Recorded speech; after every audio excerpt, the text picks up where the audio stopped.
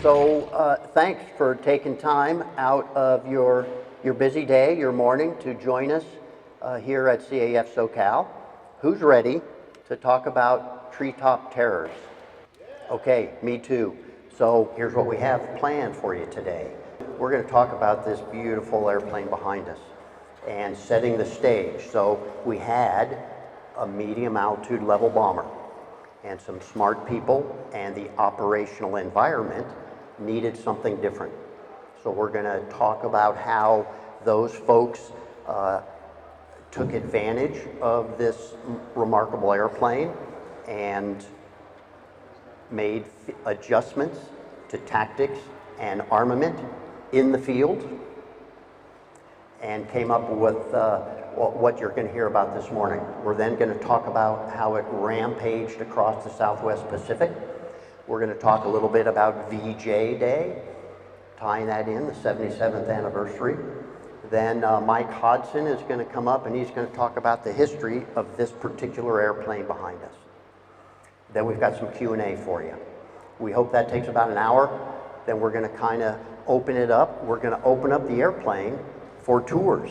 If you want to get inside the airplane, we're going to do that. John Serdal is our MIFWIC, and he's going to make sure that we do that safely.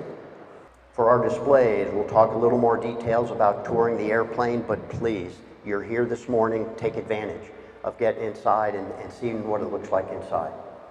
Please be respectful, both of each other and of the airplane itself. It's a flying airplane. It's in beautiful condition. Let's keep it that way. All right, other aircraft. Like I mentioned, take advantage of being here. Go back up to the front desk, grab a docent, tell them you want a tour of the facility, grab a docent, or the docent will grab you, and check out all of our other airplanes and artifacts we have around the museum. So let's get to it. That's me. I'm Rob. Go by Lips. I may not answer to Rob, so if I don't, call me Lips. We're going to talk about this Tree Top Terrors. So what was the genesis of this? As I said kind of up front, this was designed as a medium altitude, high teens, 18, 19, low 20s, 20, 21,000 feet above the ground, level bomber. But that's not the way the claim to fame materialized in the Southwest Pacific. So how did that go about? Well, the jungle environment of all these islands, big or small, just did not lend itself to medium altitude carpet bombing effectiveness. It didn't work out. We weren't getting the results we needed from that type of tactic in the Pacific, in the jungle environment. So it was determined, low altitude, we need to get down lower so we can really see through this jungle canopy and find our targets and put ordnance on it. Add to that the Japanese AAA, anti-aircraft artillery. So pretty intense down at low altitude, so that drove us even lower to literally treetop level. Okay, so in response to the operational environment, this treetop tactics and the treetop terror mnemonic that the Japanese forces bestowed upon these aircraft was a result of the operational environment. So bear with me on this cartoon, the first of a couple. So roughly a European type scenario. Here's our medium bomber up at 20,000 feet. So that's roughly 3.5 miles. And when he releases his bombs, it's a bomb range from the point over the ground to his target. And so let's call that roughly 3 miles as well. Well, that leads to a slant range. And if you look at the whole thing, let's go back to 5th grade geometry. That's a right triangle, and the slant range is longer than the range, so roughly 4-mile slant range. When it comes to employing the gun, even a 50 caliber, you would have to airmail the bombs for a 4-mile slant range. Wasn't going to work. So now I've kind of given you some of the criteria as what drove these guys to treetop level. So now we're at 50 feet above the ground. So what does that do to the slant range? It's hardly anything. And now forward firing ordnance is a major player. And that's where we're going to see these in the field adjustments and the tactics. They started loading this thing up with machine guns, forward firing. Okay, so who were some of the pioneers? George Kenney, he was a lieutenant general at the time. He ran the Air Forces, all of them, regardless of which service, for General MacArthur in the Southwest Pacific area. Okay, you'll see I got a map coming up. We kind of had MacArthur's push northwest, or he was headquartered in Australia, and he's going to go northwest through New Britain, New Guinea, the Philippines, while simultaneously, what was the Navy doing? The island hopping chain in the Central Pacific. Okay, well, Kenney ran the Air Forces for MacArthur. He had a couple claim to fame before he put that hat on. He had gone over to England during the Battle of Britain, and he had seen where the British, who were very fond of their 30 caliber machine guns in their Spitfires and their Hurricanes, he saw how, yeah, they would put a lot of bullet holes in the Messerschmitts, but the Messerschmitts would fly back across the channel, land, get patched up, and be fighting the next day or a couple days later. So the 30 caliber wasn't knocking them down. So he was a big advocate for, let's take 30 calibers out of our airplanes, American airplanes, and put in 50 caliber. He was also kind of earlier in his career an attack aviation. So he knew about getting low, getting down, putting bombs on target. He did not come up with the idea of doing skip bombing, but he took that operational environment and said, this is ripe for using and improving the skip bombing technique for our theater, the Pacific Theater of Ops. So he kind of laid the foundation. He was an advocate, and then he let his people do the thing. Pappy Gunn, very interesting character down here, sitting in a B-25. He was a retired Navy guy, and he was living over in the Philippines, and he got recruited into the Army Air Force, and he came up with converting these medium bombers into strafers. So he started with the A-20, and then he moved to the B-25. And he said, hey, this operational environment, we're going to get low, we're going to have that reduced slant range, let's do more for forward firing ordnance. These were Army Air Force guys. But as you'll hear from Mike, the Navy took a lot of B-25s, gave them to the Marines, and the Marines called them PBJs. So here's Pappy Gunn, here's that mod where he started on the B-25. There's 4 machine guns in the nose, and they put 2 machine guns, and these are all 50 caliber. He put 2 on the right side in what they called blisters. So forward firing ordnance, operational environment, reduced minimal slant range. Here's another one, airborne. You can see the increased firepower here. This one, they've now put blisters on the left side. We can tell this is a D model because it's got, you can see the machine guns. That dorsal turret on the D model was aft on the back of the fuselage. We'll get there. Okay, so yes, B-25 guys made the B-25 into a potent, low-altitude strafing aircraft with forward-firing machine guns.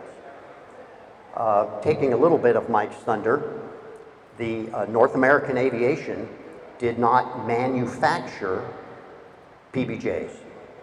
They manufactured B-25s. and the Army Air Force had enough of them. The Navy said, we'd like to take a look at them. So the Army Air Force gave them some surplus B-25s. Those became Marine Corps PBJs. I'll let Mike talk more about that. We got enough to man 16 different Marine Corps units. They all trained at Marine Corps Air Station Cherry Point. 8 of them, they're all listed here. 8 of them deployed into the PTO and saw combat. One of them didn't make it past Midway before the war ended. VMB 611 is important to us because that's what we have modeled the painting of this airplane after. Fixed wing Marine Bombing Squadron 611.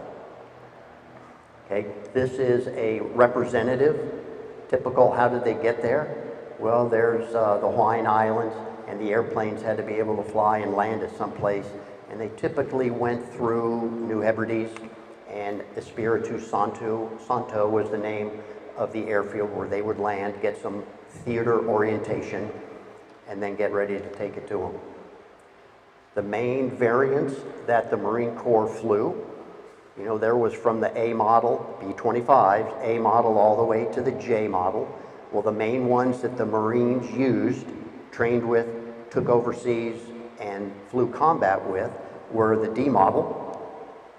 It started with this hose nose. That's a radar, early radar.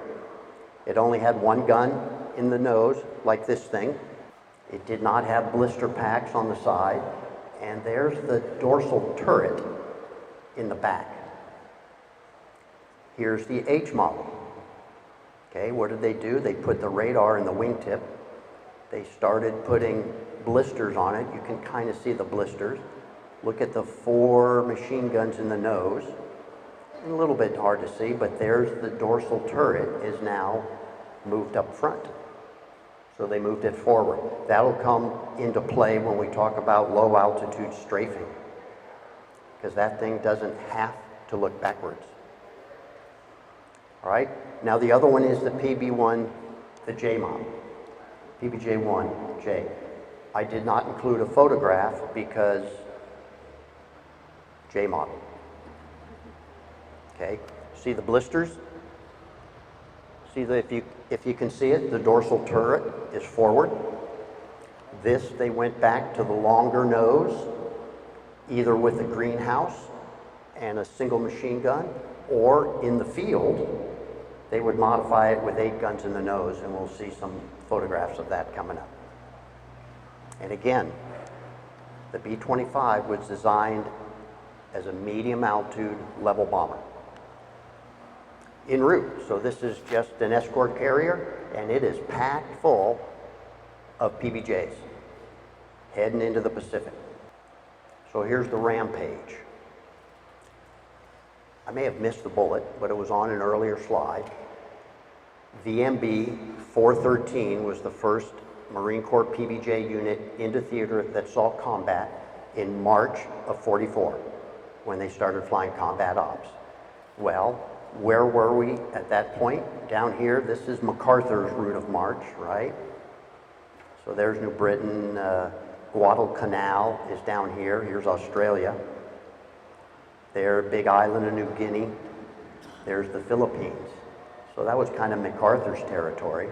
And in March of '44, he was just about to invade Hollandia. So that's where we were in the war, in MacArthur's theater in March of '44. In the Central Pacific, right, under Nimitz, we had invaded the Marshalls in February of '44.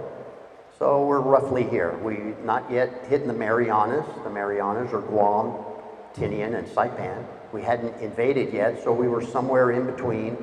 We were still conducting operations. There's Truk. So that triangle is roughly where the Navy was in the Central Pacific campaign. So where did our units go, our VMBs? Well, Espiritu Santo, as I mentioned, in the New Hebrides. We also were based in the Santa Cruz Islands, on Bougainville, after we had secured Bougainville. Emerald is north of Kavieng was a huge Navy base at the tip of New Ireland. New Guinea, we put them on New Guinea. There, after we had secured the Marshall Islands, Eniwetok, Kwajalein, we put PBJs there. We also put them in Biak, another little island, northwest of New Guinea. Saipan, after we had secured Saipan. The Philippines, the southern island is Mindanao. And then once it was secure, both Iwo Jima and Okinawa had PBJs stationed on them. So a little bit of a disclaimer here. I did my very best to only include photographs of PBJs. I failed. So there are photographs of B-25s from here on out. Don't hold it against me. Come back for the next presentation. Okay, we're going to kind of break this down starting with what were their primary targets. Okay, so bypassed installations. So as our offensives, MacArthur's, Nimitz's, as they started gaining steam, they started bypassing Japanese strongholds. Let's bypass them. But as you can imagine, as you bypass someplace, getting attacked from the rear is a bad thing. So that was one of the missions that were given to the PBJs. They called them heckling missions. Let's take those bypass things. What was a critical one? Rabaul. We did not invade Rabaul. We bypassed it. But it was still a stronghold, so we're going to attack it. The PBJs were perfectly equipped and positioned to keep their heads down, keep them busy, so they're not doing rear echelon attacks as our offensives move forward. Shipping, both commerce, right? What was the Japanese, this red kind of shaded area, that was the limit of the Japanese expansion, if you will. Well, down here is Java and Sumatra and Borneo, very resource rich. Resources the Japanese didn't have on the home islands. Well, look at that line of communication. To get goods and war material from down here all the way up to the home islands, that's an exposed line of communication. Perfect target for PBJs. And also resupply. So as the Navy was resupplying all of these islands, let's interdict them. Let's stop those reinforcements from getting onto island. And then airfields. Good picture of an airfield down here getting pounded by PBJs. So as they got closer to the home island, closer to China, there were Imperial Japanese Army airplanes that were a target. Plus there were land-based Navy, Imperial Japanese Navy airplanes on these islands. So grab a docent, take a tour, go look at Hour 0, pulled out of the jungles and restored. It's green. It's a land-based Navy airplane. Communications, airfields were real good hubs to put up some significant communications nodes. So a very lucrative, target-rich environment. So let's go one by one. So how was this thing designed? Medium altitude, level bomber. Worked great for those bypassed installations where we just want to be a nuisance. Yes, we want to destroy their capability, but we want to keep their heads down. We want to keep them on that bypassed installation. So let's do what this airplane was designed for. And they would have mass formations fairly close together, following the leader, ready, ready, drop. And here come hundreds of bombs. An area target. Yep, we know these things are going to hit the ground. That's good enough for this target. There's a 250-pounder right out of one of their weapons manuals. General purpose bombs. 100, 250, 500, 1,000. I did not see too many times where the PBJs carried 2,000-pound bombs. So the sweet spot was right here in the 250 to 500 pound general purpose. There's a 250 pounder. And by general purpose, that just means, okay, you drop them and it just, the term is ballistically, it just falls. It's a free fall airplane. Go back to that Treetop Genesis, that slant range, bomb range. The bomb's gonna fall, it's gonna have gravity affected, it's just a ballistic drop. All right, moving on to shipping on this target, commerce and the Navy resupply. So ingress, typically lower and looser. So they didn't fly wingtip to wingtip in a close formation. They needed to be looser and lower because of the targets. So the tactics, this is a Japanese photograph. Those are Japanese airplanes. This is Rabaul up here in the corner of this bay. But look at the array of targets. In the big scheme of things, hitting a ship with a bomb or two is a point target. That's a very finite target. We're not going to carpet bomb a ship. So that required a little more precision attack axis, which led to the lower altitude, the looser formation, to allow maneuvering, because I have to fly my tail right over you and drop my bomb at the right time if I want to hit that ship. Okay, so there's an array, just like I said, I showed here. They are in any kind of order. They're not lined up in a row or a column. So that again, the formations had to spread out. They had to go, based on how many there were, they had to go into a lead trail. If the planning folks who planned the mission had some current intelligence or some current photo reconnaissance to show how these targets were arrayed, then the leaders of the attack package could say, are we going to go lead trail or are we going to go side-side to attack these targets? The more we can go side-side, we are overwhelming the defenses. We're going to get in, we're going to get out. If it needs to be lead trail, leaders, trailers, then typically the leaders would take what was the long targets, the trailers would take the short targets so they could drop roughly at the same time and get out. The threat and the terrain would drive the axis on which they came to attack the target. So if they had time, you know, they could come over this bay. This again is Rabaul. So as an example, this little chocolate drop out here in the bay, that's a big rock, and that's that thing right there. So all of these ships are in that portion of this bay. There's nobody out here. They're all in here. So where those targets are, where's the terrain, where are the defenses, would drive how these PBJs approached the target. So there's a PBJ doing a level bombing attack. And note how he's trying to fly roughly down the long axis of the ship. If you were just dropping a ballistic bomb that's just going to fall and hit the ground, by attacking the ship lengthwise, you're increasing your margin for error. If you drop a little short, well, maybe you hit the stern. If you drop a little long, maybe you hit the bow. So you have a much higher PK of hitting the ship than if you attack it this way.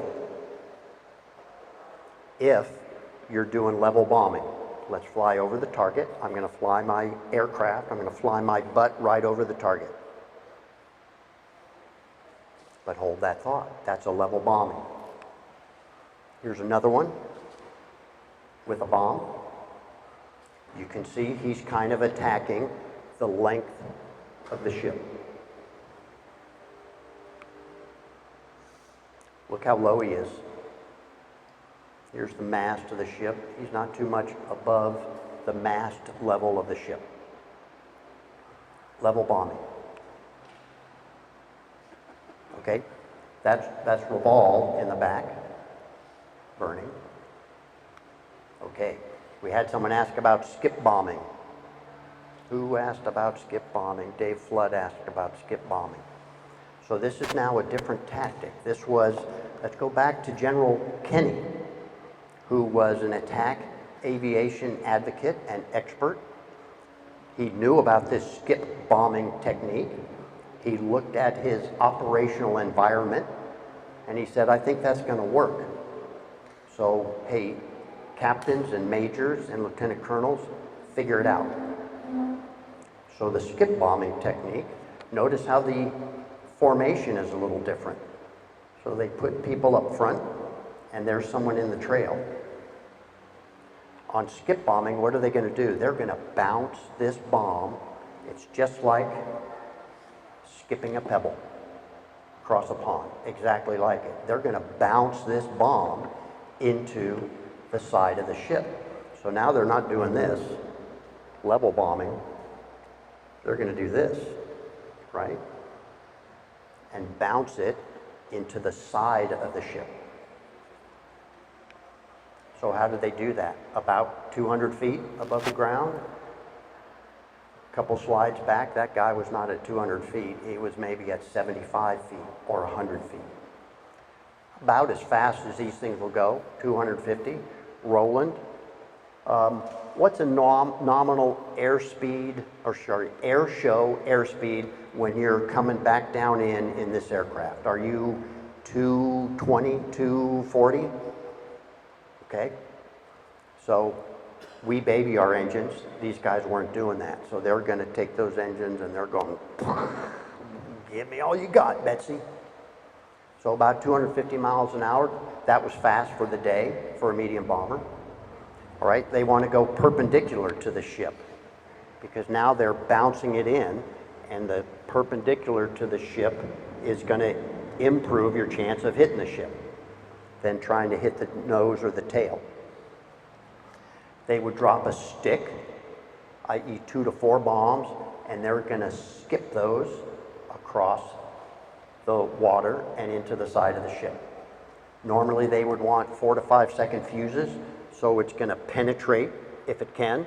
Depends on the thickness of the ship's armor, but they want to penetrate it and then explode. Look at this guy. He's on the deck. Tree Top Terrors. There's a bomb. Now I can't really tell, has it already bounced or is it about to bounce? I don't know if that's his next bomb or just damage to the microfilm, right? Probably what it is, but perfect illustration of the skip bombing. Look at this one. So here he comes in, he's coming off target, right? And obviously this photograph is taken from the PBJ right in front of him, who's just attacked. They've come perpendicular to the ship and kablow, right in the side of the ship. Typical weapons were those same, GP, general purpose. It needs a hemispherical nose to it, so it skips. That's a 500-pounder. Pretty much the same thing as the 250-pound. So the 1,000-pounder would look roughly the same, just obviously bigger. They also, against shipping, liked rockets. So here's a D model. They've moved the radome out to the wingtip, but over here are rockets. And note the color scheme. They did some night attack as well. There's a good look at the rockets that were underneath. You'll hear them called, or we saw them called, either 5-inch or 8.5-inch. Same thing. This is the Tiny Tim. That's a big missile. But it's not guided. So it's rocket powered, but you have to aim it and shoot it and hope it hits. Because once it comes off, you're done with it. It's on its own. And there's a D model, so it's got the hose nose, and there's 2 of those big things underneath. Strafing. Now we're getting into the heart of the modifications that they made to these things. Well, let's put a big cannon in the front of this thing. That's a stub nose. They've got 2 machine guns, and they have a 75 millimeter cannon in the front of the nose.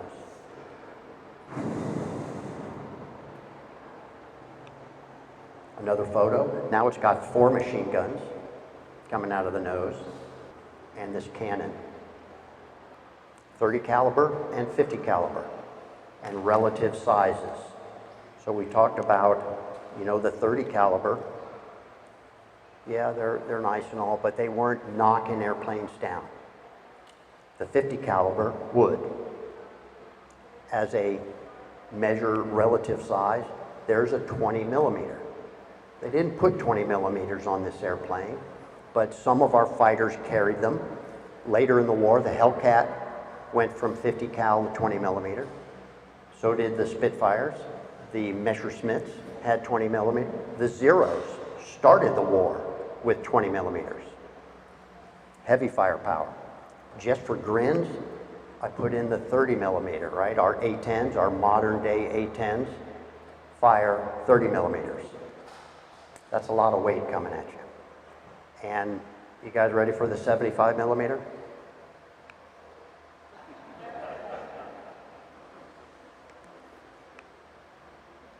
It's big. Okay, so there's a real good view of kind of the full mod and H model. So the dorsal turret is forward. They've put 4 in the nose. They've got the big 75, and they have blisters, 2 each on both sides. So 4 guns on each side in these blisters. But wasn't very effective, the 75 millimeter. It was difficult to hit your target. It took a very proficient and skilled pilot to hit a ship with a 75 millimeter. Plus, it was really tough on the airplane. The recoil was really tough. The bomb bay, the wing, the forward edge of the wingtip, the engine nacelles, all started showing very quickly damage and stress to the airframe for 75 millimeter equipped airplanes. There's the gun sights that the pilot saw. So this is a fixed gun sight, which would be used for forward firing, because are they affected by gravity? Yes, but not nearly as much as a bomb that isn't forward firing, or a rocket that's got, you know, a rocket boost that's going to minimize the gravity drop. And then they had their other gun sight, and with that knob, they could dial down. They would get this little pipper. Sorry, I didn't find a photo where you could see the pipper, and they could depress it based on the bomb they were dropping. They depress it. The further behind the airplane the bomb is going to fall before it hits the ground, it's called the bomb trail. The more that it's like a parachute retarded bomb, we'll get there, the further you depress that pipper, which means the closer to the target you need to get before you drop that bomb. Airfields. So typically larger formations again, but not welded together like they did at medium altitude. So they're ingressing lower. It's a little more of a pinpoint target. We got to find exactly what we want to hit. So lower, looser formations to get there. So treetop level, no kidding. So ingress as they approach the target, that means they're approaching the enemy's defenses. If it's important enough to attack, it's important enough to defend. See, loose formation. They need the flexibility to get their formation onto target. Seriously, folks, pulling palm fronds out of the engines after missions, that's how low they were flying. Treetop level, I didn't make it up.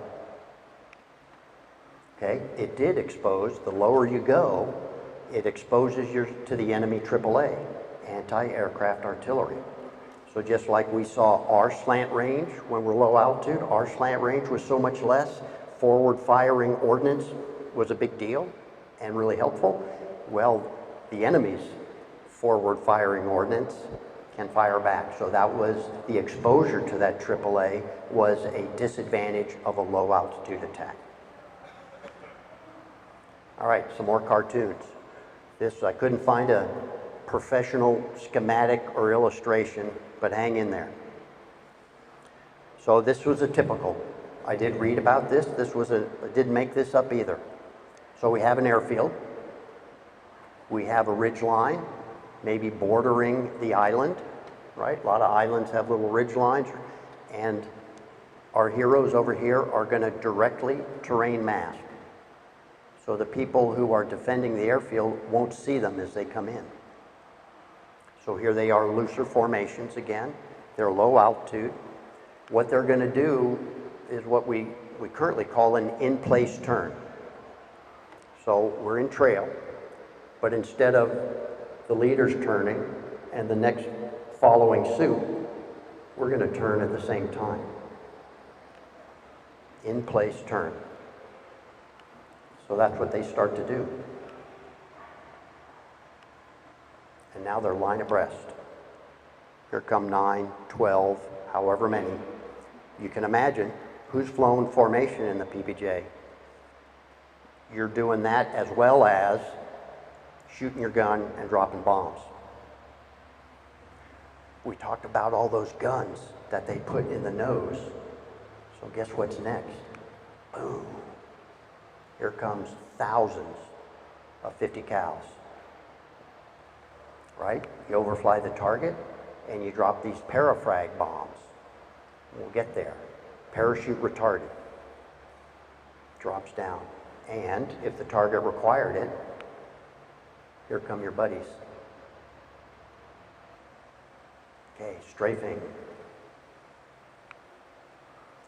We're just going to run through some of the examples. So this mod, it's got the hose nose, and they've added 2 guns to the nose.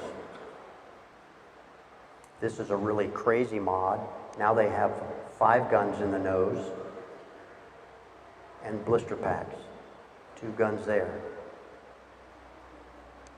4 in the nose. This is the stub nose.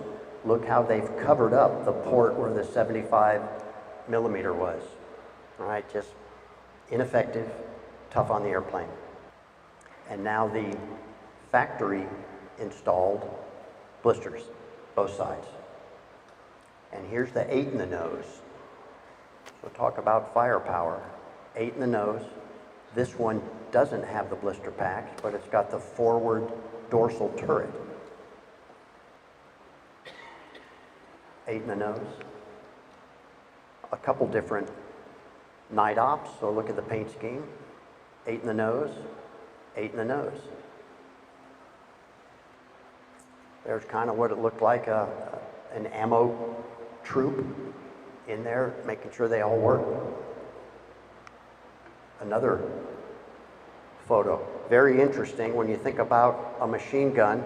Typically, the belt is fed perpendicular to how the gun shoots. There's no room in this nose to align up all of those ammo boxes and the belts perpendicular to the breech of the gun. So they had to engineer a roller coaster kind of thing to get that thing to turn and go into the breech of the gun properly. And this was it. This was it. 8 in the nose, 4 on the blisters, 2 on each side. And like I mentioned, the turret doesn't have to point backwards.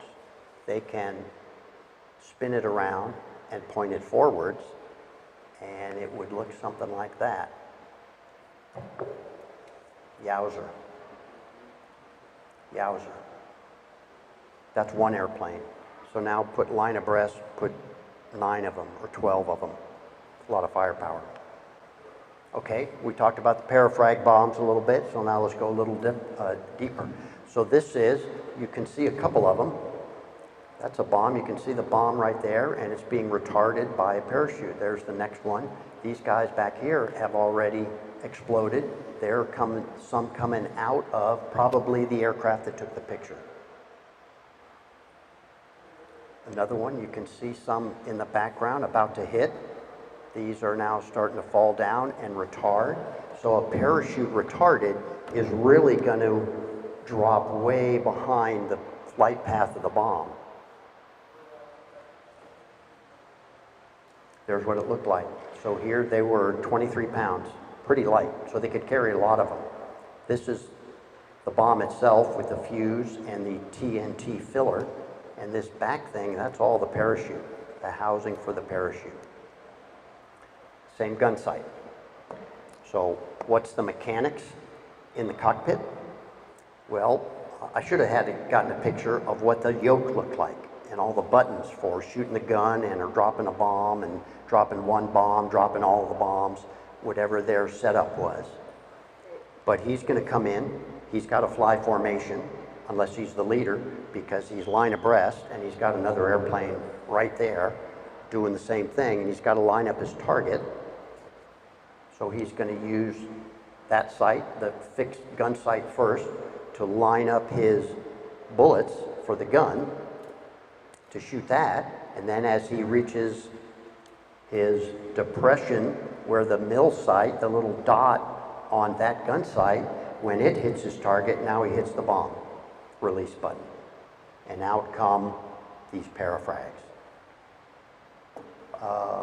Video time. I know this is a painting, but it really perfectly illustrates what we're talking about. So here's a 3-ship.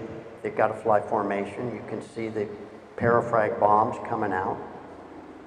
He's shooting his gun, forward firing. He's got some bombs coming out. And line abreast with him over there are the other guys. Hang in there.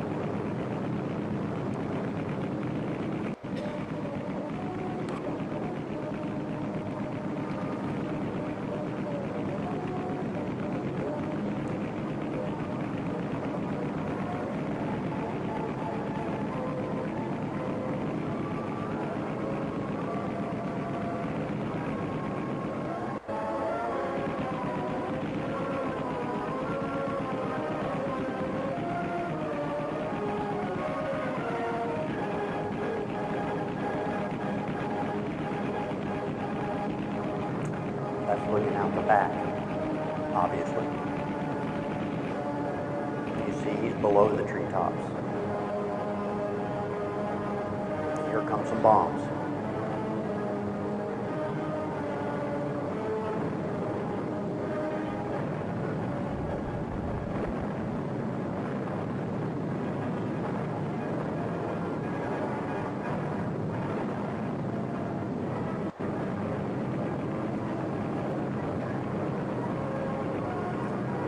Parafrag bombs.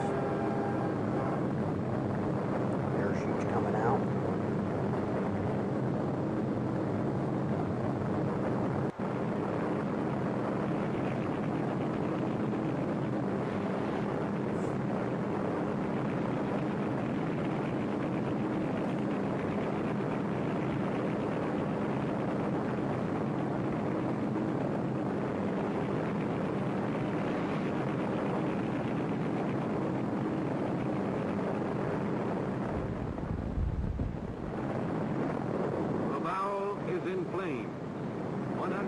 Aircraft are destroyed, 50 of Allied air superiority.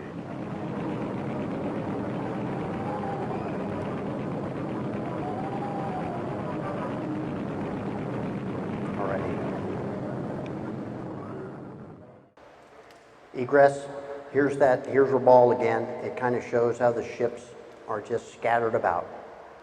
But they would come in and then they want to get out of Dodge, low and fast. Get away from the AAA, and also if there are enemy fighters. The lower you are, you're not going to get attacked from below. Yeah, there was hazard. Okay, so this guy's really low and he's burning. And this guy, can you see his left engine?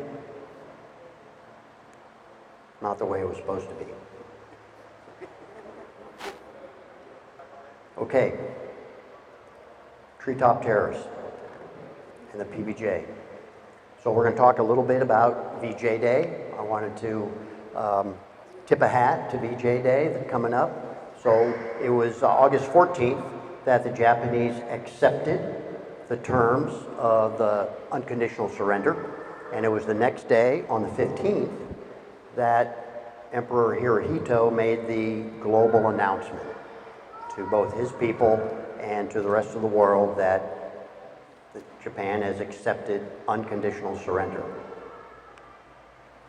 So President Truman said, well, I want to celebrate on the actual day that they signed the armistice. So it wasn't until September 2nd on the Missouri battleship in Tokyo Bay.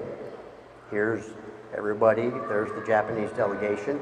Here's the Missouri and the thousands of airplanes that overflew the Missouri as part of that ceremony, if you will.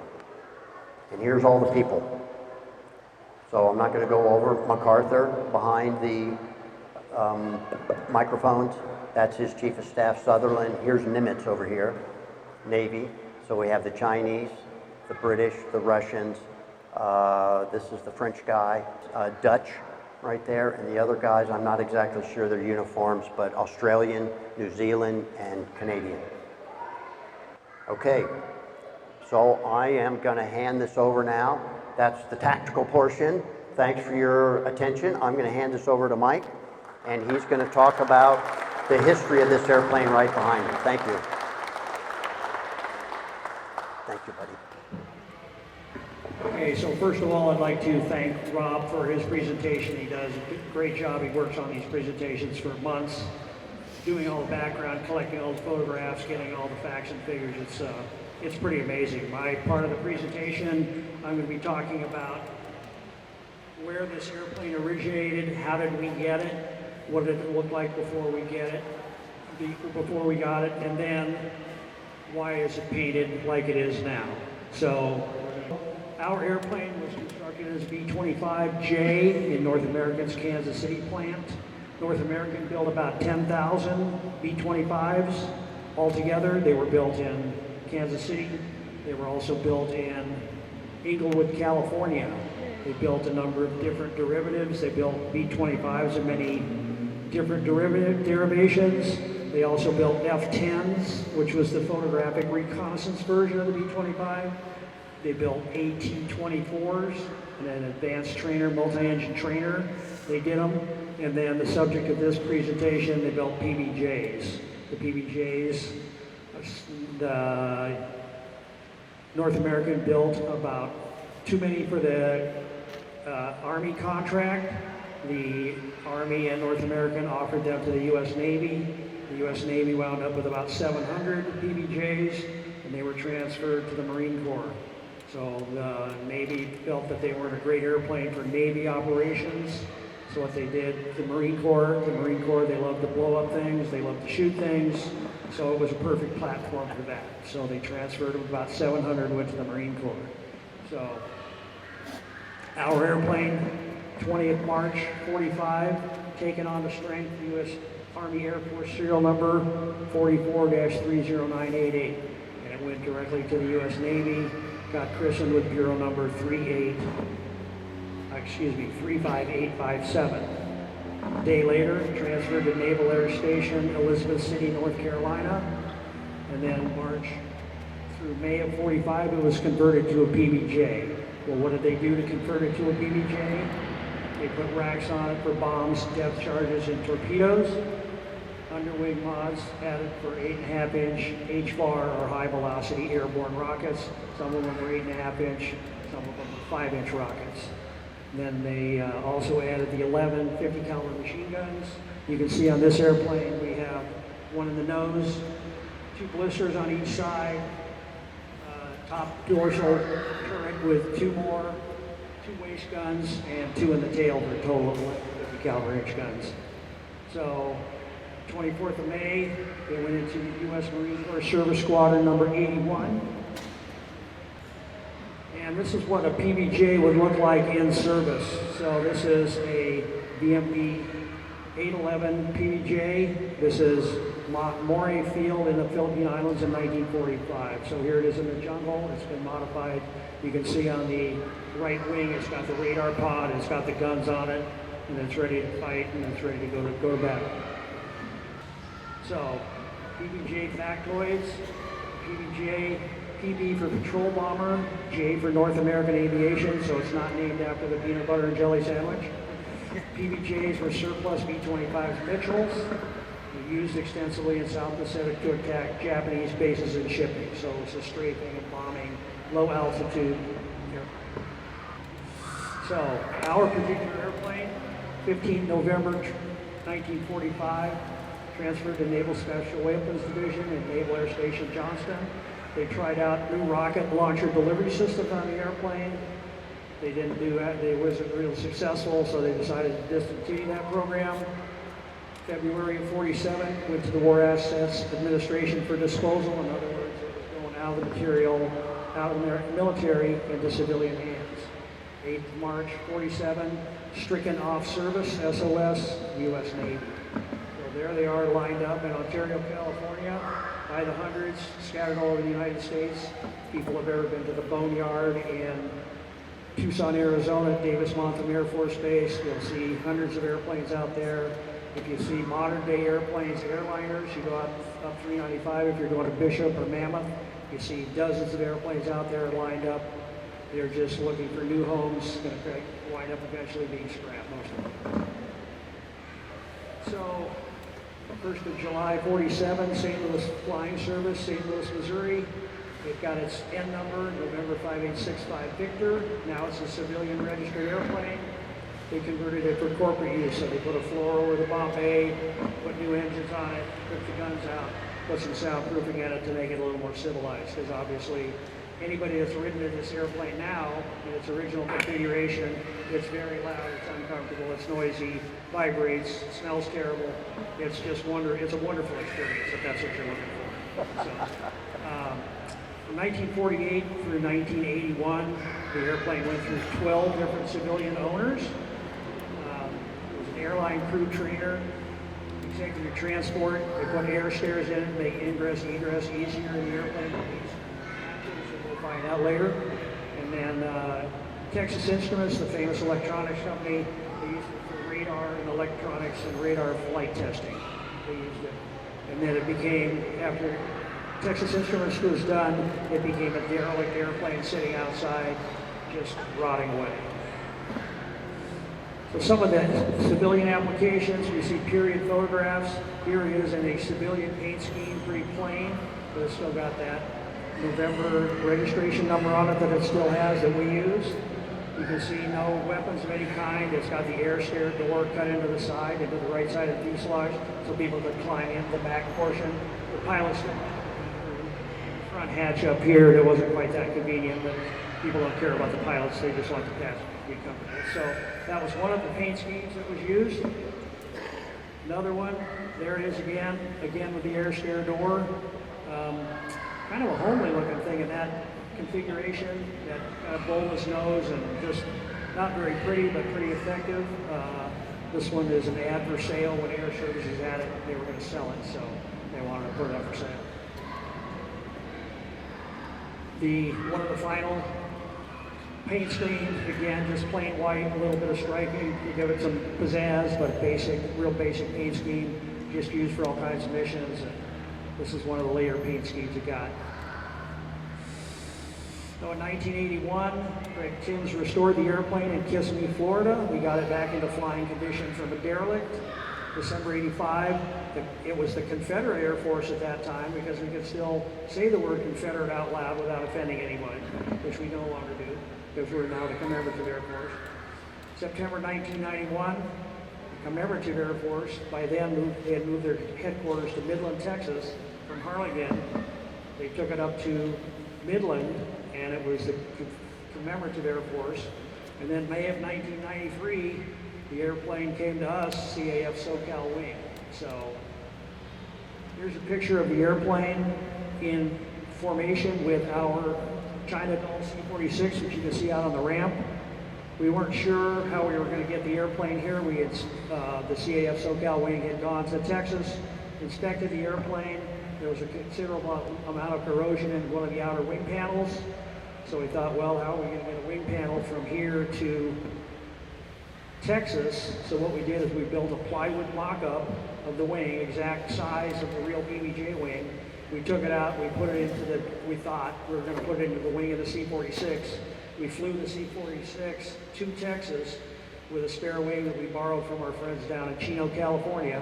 They put the spare wing on it, and then they brought it back up here, flew it information back to CAF SoCal. And here it is now as an airplane. But before that happened, we went through a PBJ total restoration. So started in whatever it was, and we spent 23 years restoring this airplane. So as you can see, most of the skin on the airplane was removed. About 80% of the exterior skin was replaced. All of the systems were overhauled, wiring replaced, hydraulics rebuilt, new tires, new engines, overhauled engines, etc., etc. So then it was ready to go. We were ready to fly it. So another picture of the restoration ongoing. You can see how extensive it was. It took 23 years because there were two problems. One of them was lack of manpower, lack of expertise, most of all lack of money. We're not as rich as a lot of people think we are, kind of a hand-to-mouth organization. So we had to struggle to get the money. Everything was a challenge, so it took us a long time. So there it was in restoration. It was in the hangar next to us, which if you make sure you go after this presentation's over. We have our Bearcat undergoing restoration. It looks like that. Very bare cat right now. So come back in a few years, you'll see it as a flying airplane. Okay, so there's the airplane after the restoration sitting on the ramp. So we finished it, we had painted it, it was ready to go. We were pretty proud of it. We took it out with the same flags that we have today. The veterans flag, the Marine flag, and the USA flag. We have those on the airplane. And so there we are. It's out. It's open. It's outside for the first time in many years. And then May 15, 2016, the first post-restoration flight. It was a success. It was really good. We were excited. Our headquarters VIPs were here, and that was 6 years ago. And we've been flying it ever since. We've got over 200 hours on the airplane now. It's a popular attraction. We sell rides in the airplane. We can put 7 passengers in the airplane, give you a 20-minute ride, so it's pretty exciting. If you want to hear about that, please let us know. So people say, what is the reason for the MD-11 paint scheme that we chose? This airplane was never in the MD-611, but one of our members, Dave Fish, his father was a veteran of the MD-611. His aircraft went on a mission during the war, disappeared off the face of the earth, we thought, and it was discovered some years later, crashed into an island. They recovered the remains of the crew, and they brought them back. They left the remains of the airplane on the island. So Dave Fish, one of our members, was instrumental in getting this airplane back in the air, so we decided to paint it in honor of his father. So we chose VMB 611, one of the Marine Corps squadrons. We painted it in his honor. So there we go. Okay, so questions and answers. So do we have any questions about the PBJ? Does anybody want to ask a question? And if so, we can get the gentleman here in the front, Tommy. Just one thing, can you hear me? Yes. One of the most fascinating things you notice the green level on the other side, and this outside in the south, and this block, put down the English. Yes, sir. The original drawing it did not have the straight wing. It turned out to be unstable. You could not trim it, stay level. You could end up take the wing down one way or the other. Okay. The change it to wing, big right, big neutral, we're going to. Okay. The only airplane over blue. Neutral, you turn it up. All man. And then go on. Wait. Big right.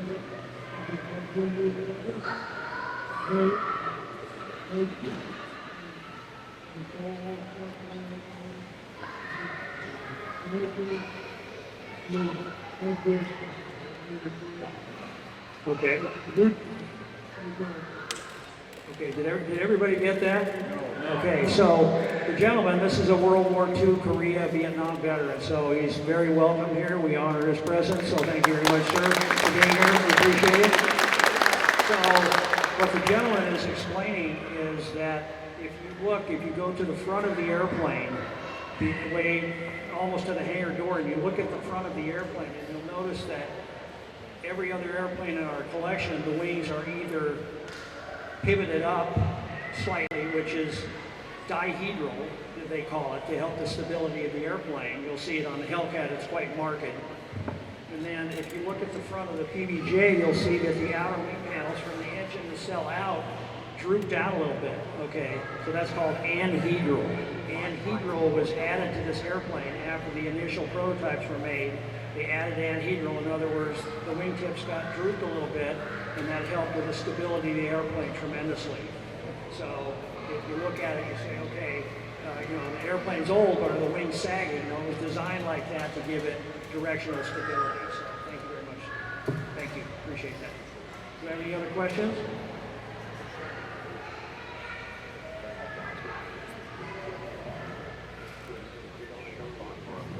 Two questions. One, could this plane be flown with one engine? The other one shot out. And also, how many rounds of the caliber did each of the machine guns carry with them? So how much do you have? Rob would know better the performance single engine. So Rob, can you address that? Can you repeat the question? Okay, the question is how well does the airplane fly single engine? And then how many rounds of ammunition does each gun have?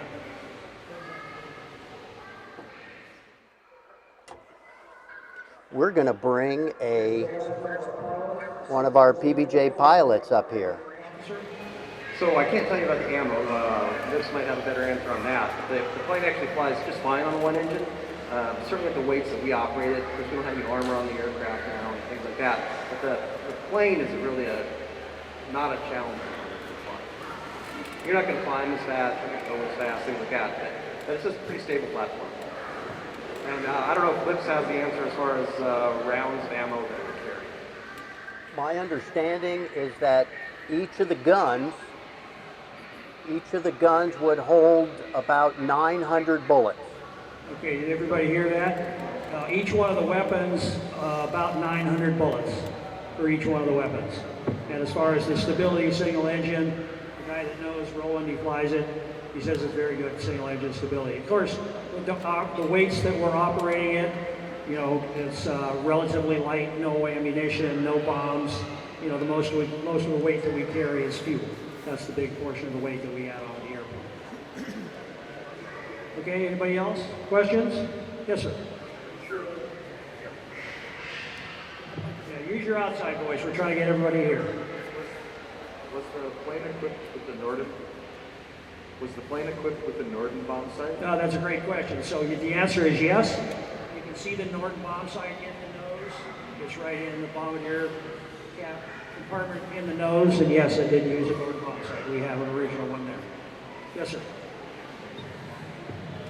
So on the front of the plane, there's glass on the nose, or like acrylic or whatever it is on the nose. Did they put anybody inside of the nose to man the machine gun, or was it all from the cockpit? No, there is a person in the nose behind that glass, and it is not bulletproof glass. It is plexiglass or glass, so very vulnerable. If you ever buy a ride in this airplane and you sit in the front, you'll be able to go into that compartment. You crawl through a tunnel up into that compartment, sit in that seat, and it's magnificent. My wife, who's here today, we went to the Tucson Air Show last year. She rode in the front in that seat the whole way back. She wouldn't give it up to anybody else, which I don't like. So we had a couple of F-18s that came in flew formation with us. We had blips in our Hellcat, the airplane here, flew in formation with us. So it's a magnificent view, a magnificent, wonderful ride.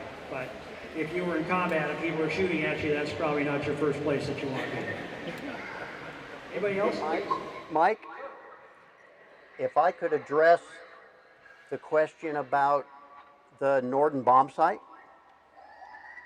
Wasn't there a question about how it was aimed? Bombs were aimed?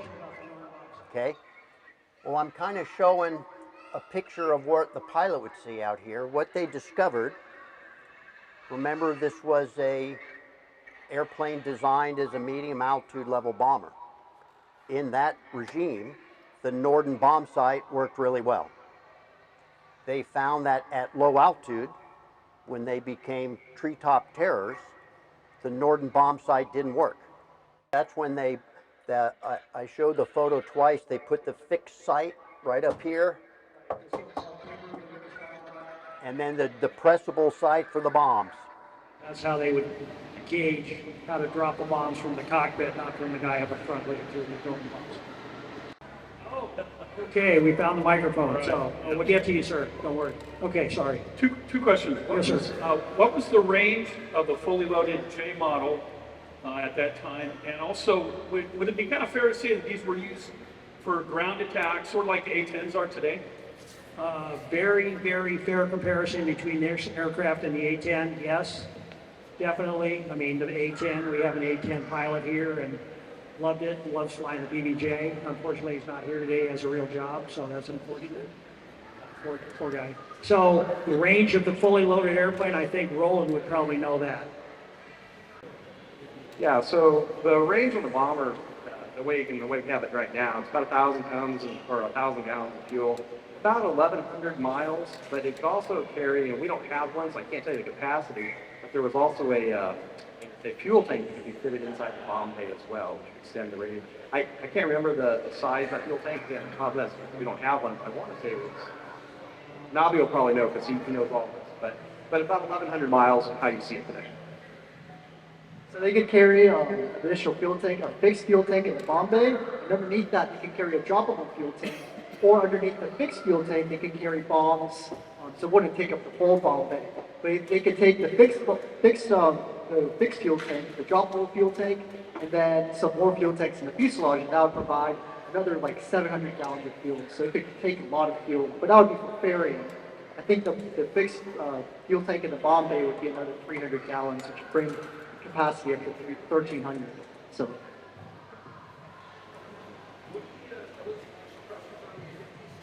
Okay, the gentleman's asking about this. That's a flash suppressor, yes, on the 50 caliber machine guns. And then this is a piece of plating, extra thick aluminum on the front of the airplane to protect the side of the fuselage from the blast coming out of the machine guns. The question is, why didn't they put one up there? Maybe they weren't tall enough to get there. I'm not sure. Nobby knows the answer. Well, surprise, surprise. Okay. Oh, okay. So they would mount armor plating, which would be removable on the top gun, front of the top gun. Okay. All right. Anybody else? I just had a question of, you had so many packages for this equipment, right? So many packages for this equipment. You put 8, you put 16, you put numbers of guns. In the squadrons, do they operate with diversity and assign different tactics? You have more bombs, you have more torpedoes, you have more whatever. Absolutely. So they start at the target. You start at the target and you back it up. And what is it we want to do to the target? And that would drive the array of forward-firing ordnance they would want, and make sure that those tail numbers, okay, this tail number has 1 gun.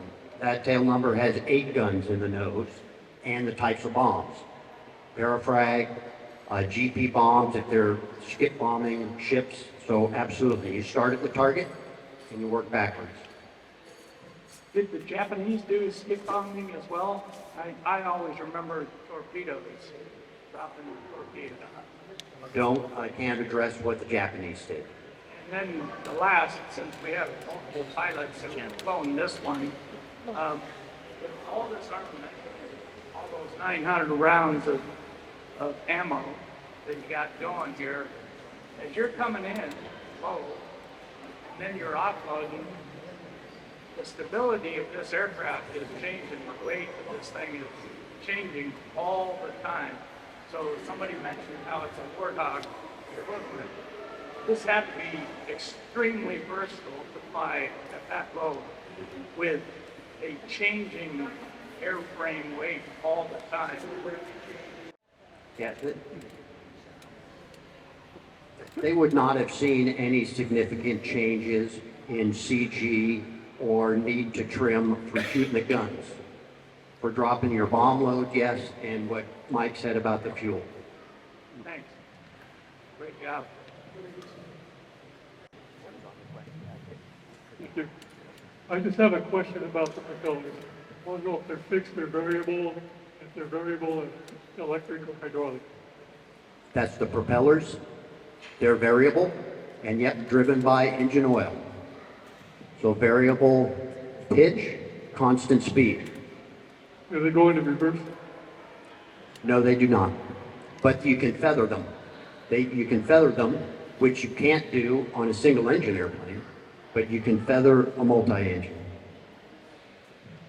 You remember the photo of the hazard bay where the engine was shot sideways? I don't think it mattered if you feathered that engine or not. I joked with the guys earlier, they may have been experimenting with thrust vectoring, but I'm not sure. Anybody else?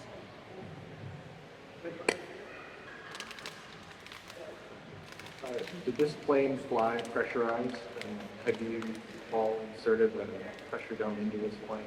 It is not a pressurized airplane and was not a pressurized airplane. This airplane, I believe, another Mitchell, was used for the famous Jimmy Doolittle raid over Tokyo. I think that's right. If so, can you describe what modifications were made to the aircraft so it could fly off a pretty short aircraft deck and make that raid over Tokyo? Yes, that was, those airplanes were B models, so very early in the design flow of this airplane. And what they did to make the airplanes capable of doing that mission, the big one is taken off from a carrier, was they just stripped everything out of it that wasn't needed, the bombs and fuel, extra fuel. So they had jerry cans full of fuel in the belly, somewhere in the fuselage, that they could then put some kind of fuel line in to feed the engines. They took all the machine guns out and they put broomsticks in their place so that an enemy fighter, if it got close enough to see, that would make it look like it had machine guns in it, but they were broomsticks to lower the weight. I'll take one more. Sorry, we will take one more. So when they did the skip bombing, did they have to use any different bombs to make it skip on the water? Because the back end of the bomb was like square shaped. Would that hinder the skipping effect? Or no, they had to use the GP bombs because they needed this hemispherical shape on the front end of it, right? As soon as that bomb comes out, it's going to, I'll exaggerate, but it's going to end up tipping. The nose will tip down as it's free fall and gravity grabs it. So they needed that hemispherical so that it would, one, the low altitude nature of it, it wouldn't get too steep, but the hemispherical shape of the front of the bomb would allow it to skip. And once it starts the skipping, it's going to flatten out, right? right to the side.